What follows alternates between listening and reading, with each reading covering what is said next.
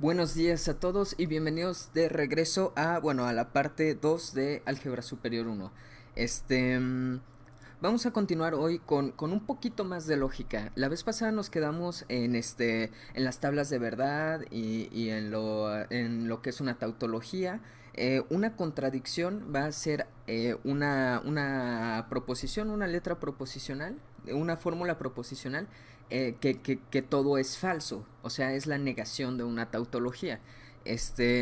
Entonces, eso es algo que no mencioné la vez pasada, pero hay otra cosa, que es lo siguiente de lógica que sigue después de de los conectivos proposicionales básicos, que es el símbolo llamado para todo. Este se llama para todo y el existe. Entonces, en el ejemplo anterior nosotros teníamos una letra proposicional que era x cuadrada mayor que cero, ¿verdad?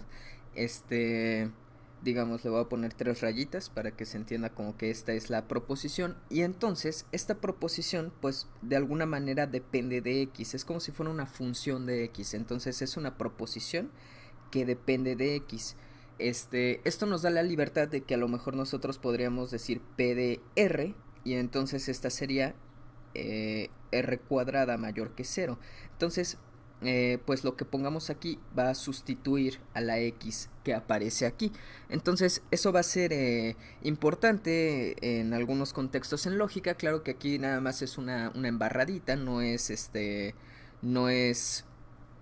algo muy profundo, pero nosotros tenemos entonces que podemos decir nosotros, por ejemplo, para toda x, p de x. Sí, entonces esto va a ser lo mismo que decir para todo x, x cuadrada es mayor que cero. ¿Saben? Déjenme cambiarle aquí a mayor o igual que cero. Solamente para que este ejemplo funcione un poco mejor con lo que les voy a decir. Entonces, para todo x, x cuadrada es mayor que cero. O nosotros podemos decir, por ejemplo, existe y tal que, no sé, y es menor que 7. No sé, nosotros podemos decir este tipo de cosas. O existe n tal que n es menor que cero. Entonces, ¿cómo interpretamos nosotros al existe y al para todo? Pues básicamente nosotros vamos a... eh, como el existe y el para todo ya nos están hablando de elementos en específico, nosotros tenemos que estar en un universo para poder hablar de esto. Un universo en el que vamos a hacer nosotros nuestra lógica. Un universo muy común, por ejemplo, es el universo de los números reales. Entonces, si nosotros estamos hablando del universo de los números reales, nosotros vamos a decir que para todo x, p de x va a ser verdadero. Verdadero. Sí, solo sí. Sí, solo sí. P de a se cumple para toda a en nuestro universo. ¿De acuerdo? Entonces, depende fuertemente en qué universo estamos, si va a ser verdadera o no esta proposición. Y existe, no sé, podemos decir y tal que q de y, realmente no importa si es p, si es q, si es y, si es x, esto va a ser verdad si solamente sí. Sí, sí, solo sí se puede escribir de cualquiera de estas dos maneras, en caso de que no lo hubieran visto, como una abreviación de sí y solo sí. Q o hay sí, solo sí, hay alguna, le voy a poner mejor, alguna A en U, tal que Q de A es verdad. Sí, entonces pues obviamente para todo va a ser verdadero si todos los universos, si todos los elementos del universo lo cumplen, y existe va a ser verdadero con que exista un elemento, con que haya un elemento de nuestro universo que lo cumpla. Ahora, obviamente aunque sea la misma proposición, va a depender de en qué universo estamos para que se cumpla o no. Por ejemplo, la de para todo x cuadrada mayor o igual que cero, esto va a ser verdadero si nuestro universo es el universo de los números reales, pero va a ser falso si nuestro universo incluye a los números complejos, ¿sí? Porque i al cuadrado, la unidad imaginaria al cuadrado, es menos 1, que no es mayor o igual que 0, ¿verdad? Es menor que 0. O por ejemplo, existe n, tal que n es menor que 0, esto va a ser verdadero, eh, por ejemplo, en los reales, por ejemplo, eh, y va a ser falso si nosotros estuviéramos nada más con los números naturales, ¿sí?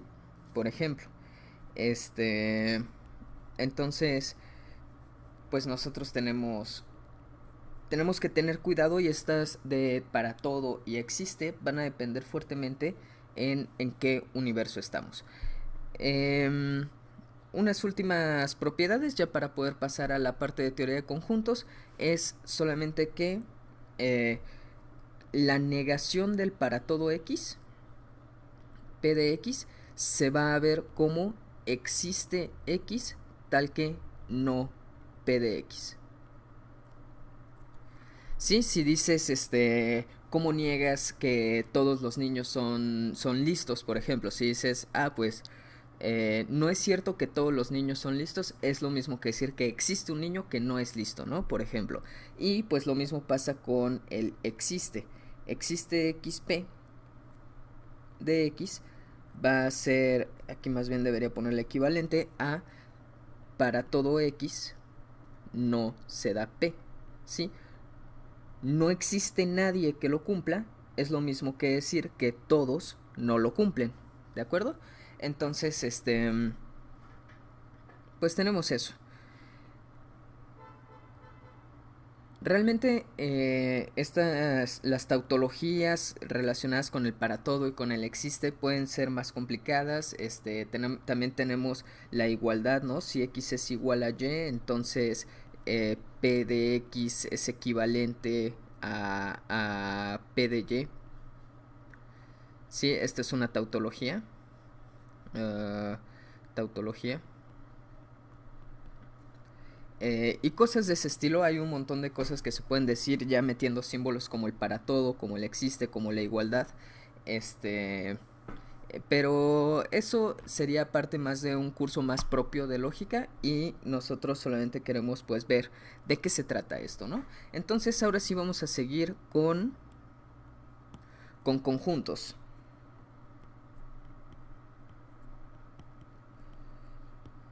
La primera pregunta que surge intuitivamente es ¿qué es un conjunto, no? ¿Qué rayos es un conjunto? Y la respuesta es que eso es más difícil de responder de lo que parece. Cantor de repente un día dijo, pues para mí se me ocurre que conjuntos son esto y esto, pero luego resultó que habían contradicciones en su forma de definir un conjunto. Por ejemplo, existe una paradoja en la que uno puede probar que la familia de todos los conjuntos, el conjunto, sí, no sería un conjunto, el conjunto de todos los conjuntos en realidad no es un conjunto, hay propiedades que uno pide que cumplan los conjuntos y que la familia de todos los conjuntos no las va a cumplir. Pero eso es más propio de hecho de un curso de teoría de conjuntos. Entonces si alguien quiere tomar teoría de conjuntos para aprender todo eso, pues ese sería el lugar en donde hacerlo. Pero para nosotros simplemente un conjunto va a ser una colección de elementos, ¿sí? Pueden ser letras, incluso podrían ser eh, dibujos, una línea, qué sé yo. Un ejemplo de conjunto muy notable es el de los números naturales. El conjunto de los números naturales tiene a todos los números que usamos para contar. Hay un poco de discrepancia polémica de repente de si el 0 es un número natural o no. A mí sí me gusta incluirlo como número natural porque en teoría de conjuntos se parte del vacío, ¿no? Y el vacío, el conjunto vacío, de hecho déjenme ponerlo aquí como otro ejemplo más. El conjunto vacío tiene 0 elementos y de ese parte 1, entonces como que me parece a mí natural, ahora sí que valga la redundancia del nombre de los números naturales, empezar a contar desde el 0. Pero cada quien lo toma diferente. y pues no tiene tanta importancia realmente. Tenemos el conjunto de los números enteros, que ese va a tener a todos los números enteros, tanto positivos como negativos. ¿De acuerdo? Ahora, existe más de una forma de escribir a un conjunto. Por ejemplo, si nosotros queremos escribir el conjunto de los números pares, nosotros podemos decir, pues nosotros podemos poner 0, 2, 4, etcétera, 2n, ¿sí? Que son, me estoy refiriendo aquí que son todos los números que son de la forma 2 multiplicado por algo, ¿sí? Este obviamente es 2 por 0, 2 por 1, 2 por 2 y así. Estos son los pares naturales. Le voy a poner de hecho, sí, par. Claro que los negativos, pares negativos también son pares, pero bueno, aquí lo voy a dejar así. Pares naturales, pero a este conjunto también lo podemos escribir como los números, le voy a poner P, los números naturales, tal que P es igual a 2n para algún n en los naturales. ¿Sí? Entonces, esta forma de escribir a un conjunto se llama por extensión, una forma extensiva de escribirlo, que es como escribir a todos sus elementos. Claro que al poner aquí puntos suspensivos, en realidad no estamos escribiendo a todos los elementos, además es un conjunto infinito, entonces no se podría, pero bueno, extensivo, estamos escribiendo a los elementos, por así decirlo. Y esta es la forma comprensiva, estamos dando una propiedad que van a cumplir todos los elementos de este conjunto. Y el chiste es que uno comprenda a partir de esa propiedad. Así es como me acuerdo yo de que es comprensiva. Te dan una propiedad y tú comprendes cuáles son los elementos del conjunto, ¿no? Por así decirlo. No sé, los naturales los podemos escribir como el conjunto de los números enteros, tales que z es mayor o igual que 0. Y está perfectamente bien. Hay algunos conjuntos que no se pueden escribir de forma extensiva en realidad. Por ejemplo, el conjunto de los números racionales sí se podría en sí escribir como poner algunos números racionales y luego puntos suspensivos, si uno entendería, pero no tienen un orden, entonces no se pueden escribir de forma ordenada como los enteros y como los números naturales. Pero nosotros sí podemos dar una escritura de los números racionales de forma comprensiva, que es muy sencilla. Entonces son los números de la forma P entre Q, tal que P y Q son enteros, y nada más pedimos que Q sea distinto de 0, ¿verdad? Entonces, pues así podemos escribir a todos los números racionales, al conjunto de los números racionales. Entonces, una vez entendiendo lo que son los conjuntos, pues simplemente que tienen estas formas de escribirse, etcétera. El conjunto de los números reales también es un conjunto famoso, popular, pero ese es difícil escribir de qué se trata, ¿no? ¿De qué se trata el conjunto de los números reales? Entonces ese mejor lo vamos a dejar por la paz, pero hay una relación muy importante entre conjuntos y lógica. Por ejemplo, si nosotros quisiéramos escribir de forma extensiva al vacío, nosotros podríamos poner son los x tales que, y luego aquí ponemos una contradicción, una contradicción, algo que siempre sea falso, es decir, son todos los x tales que nada, ¿no? No hay ningún x. Por ejemplo, nosotros podemos poner todos los x tal que x es distinto de x. Esto es una contradicción, esto siempre es falso, ¿sí? Entonces, ¿cuáles son los x que pertenece al vacío? Pues ninguno, porque ninguno va a ser verdadero esto, ¿sí? Esto sería lo mismo que escribir simplemente los x tales que una contradicción, ¿no? Este es el símbolo de contradicción, ¿sí? Entonces, simplemente no hay ningún x. Entonces, al vacío le corresponde la proposición, que es contradicción, ¿sí? Ahora, si nosotros tenemos a un conjunto A, pues A va a ser el conjunto de los x's tales que x está en A. Pues sí, ¿verdad? ¿Qué más obvio que eso? Son los x's que pertenecen a él mismo. O sea, aquí no hay pierde. Entonces la proposición que está, digamos, P de X, la proposición que depende de X, que está relacionada a, es simplemente esta, X está en A. Y esto es muy importante porque a la hora de definir la unión, la intersección, siempre lo hacemos con conectivos lógicos. Entonces, pues vamos a empezar a definir, por ejemplo, a la unión, ¿sí? Bueno, entonces nosotros podríamos decir que A es los X tales que P de X. ¿De acuerdo? Los X es tal que P de X es verdadero. Y nosotros podemos poner pues casi cualquier fórmula lógica aquí. Por ejemplo, nosotros pusimos aquí una fórmula lógica, aquí pusimos otra fórmula lógica que tiene una y, una proposición, aquí pusimos nosotros una proposición también. Y esta proposición de aquí es de la forma existe, ¿no? Para algún n en los naturales, pues implica que existe un n en los naturales, así es como lo escribiríamos mejor. Entonces, todos los conjuntos siempre están caracterizados por una proposición lógica, y eso es lo que es muy interesante y que hace que todo esto funcione.